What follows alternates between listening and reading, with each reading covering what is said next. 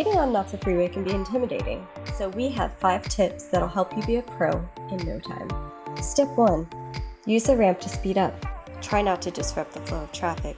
This might mean you'll have to speed up further to get in front of a car or slow down slightly to get behind a car. 2. Before you merge, watch for gaps. Check your mirrors and your blind spot. Make sure you're aware of where the traffic is on the freeway as you're getting on. 3. Don't cross the solid white line. Wait until the line is dotted or has vanished completely. 4. Always signal where you intend to go. If you're getting on the freeway, turn on your left turn signal. Leave it on until you have fully merged. 5.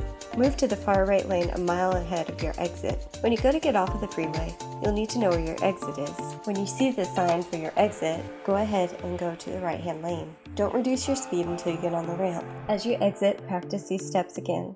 Slow down, watch for gaps in traffic, check your mirrors, and don't cross the solid white line. Again, signal until you fully merge into the lane. Thanks for watching. Be sure to like and subscribe.